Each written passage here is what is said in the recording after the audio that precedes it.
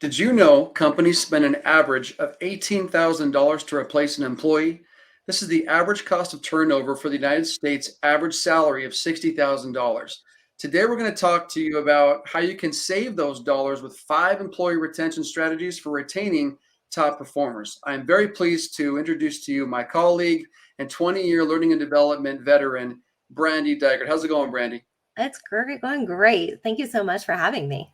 Yeah, for sure. I'm excited about this conversation because it's extremely relevant, as you know, in the business world today.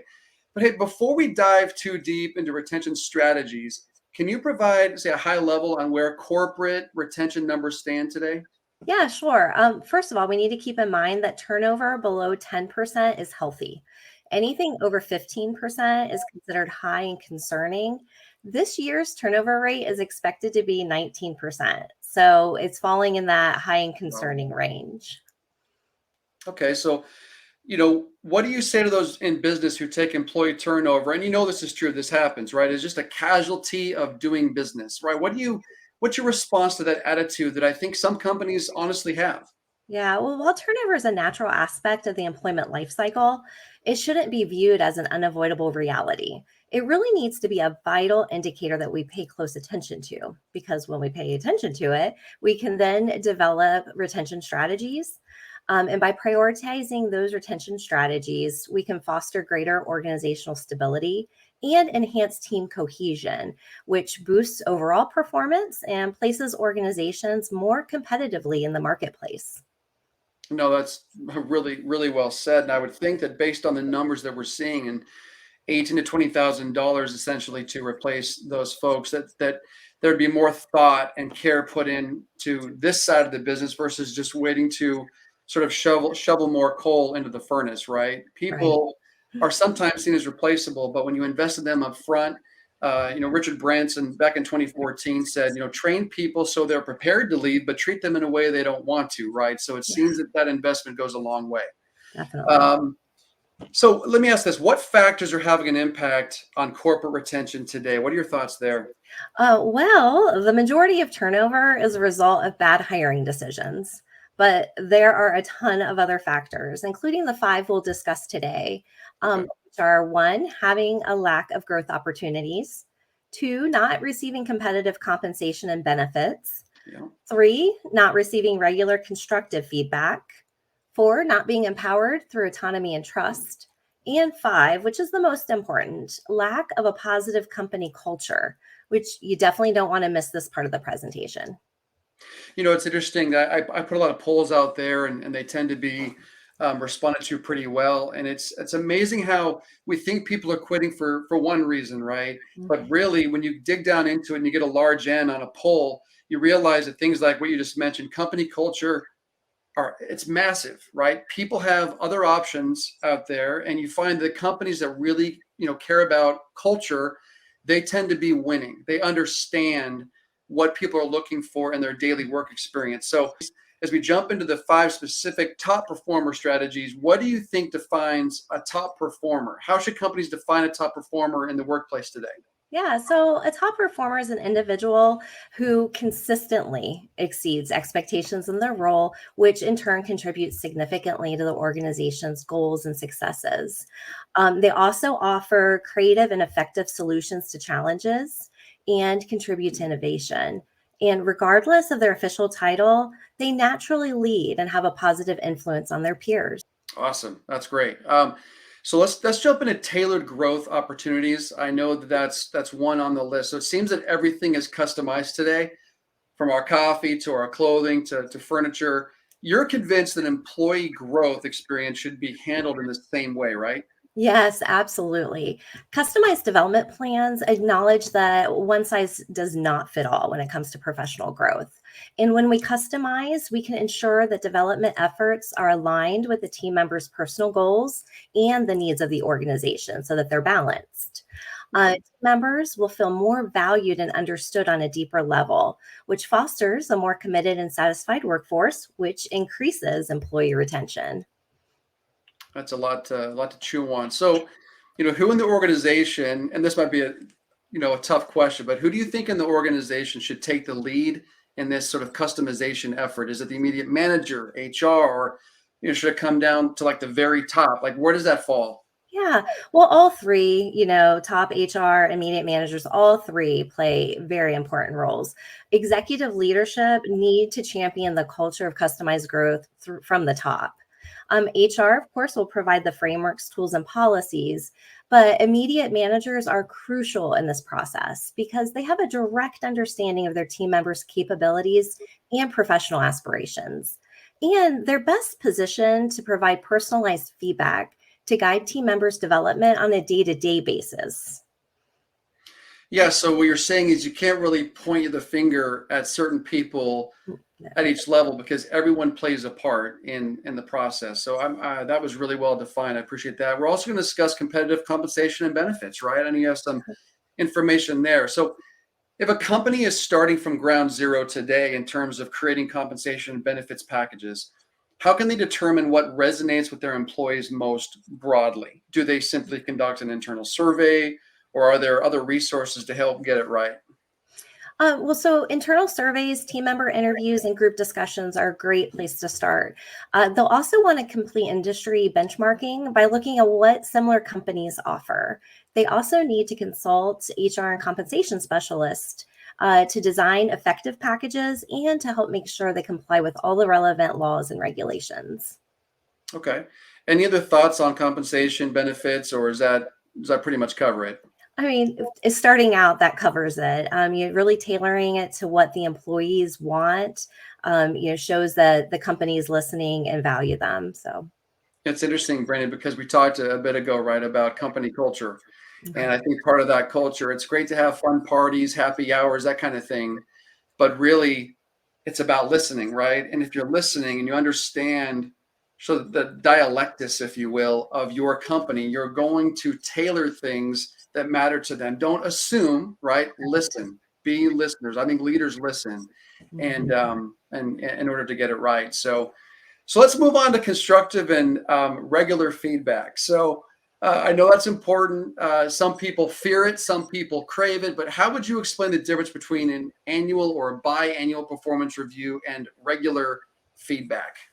Okay, so annual or biannual performance reviews, they're structured, formal evaluations, usually of the team's performance over the past year or 6 months. They often include reviews of achievements against set goals, discussion of strengths and areas for improvement, and development planning for the future. This is also when decisions about promotions, pay raises, bonuses, and whatever forms of recognition there are typically had. Okay. Regular feedback is given more frequently and tends to be less structured.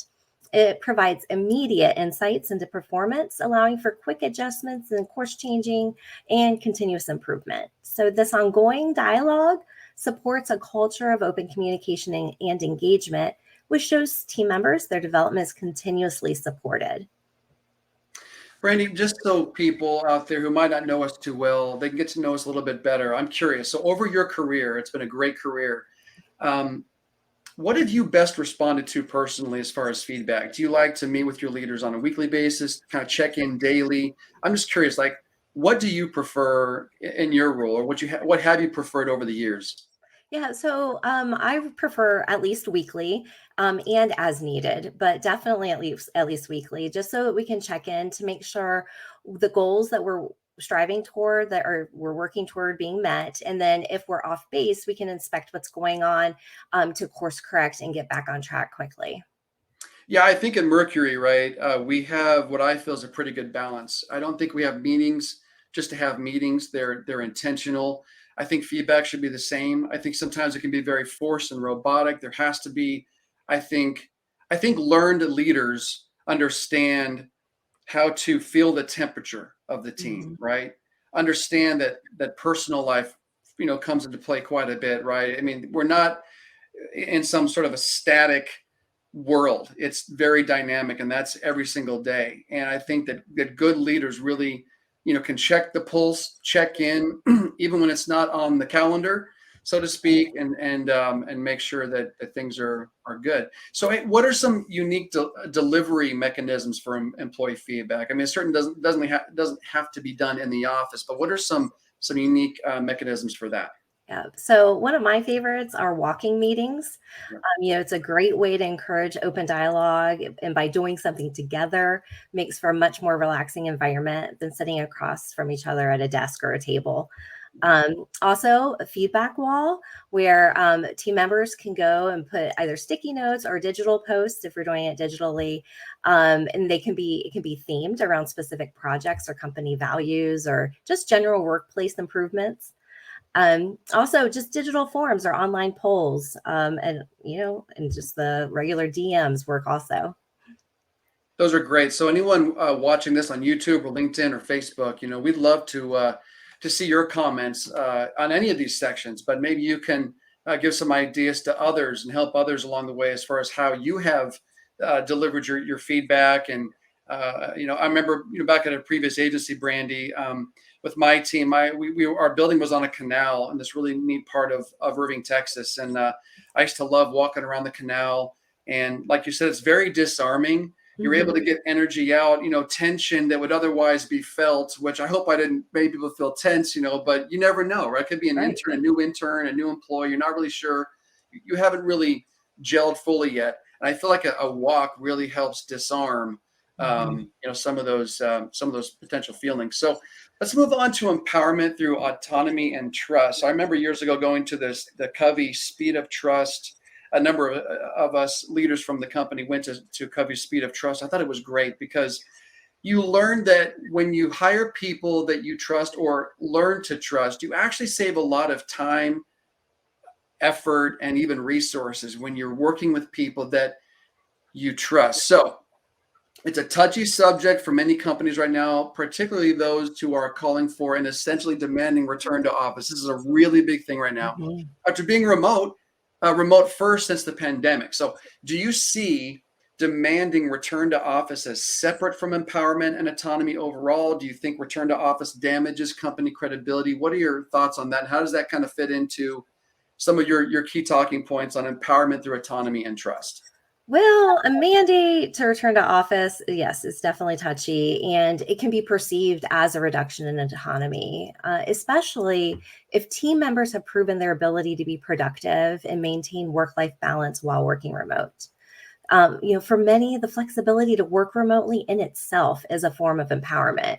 So removing that flexibility may be viewed as taking a step back in terms of workplace autonomy. As for damaging a company's credibility, if a company has previously advocated for flexibility and innovation, a mandatory return to office policy might appear contradictory, potentially damaging its credibility and employer brand.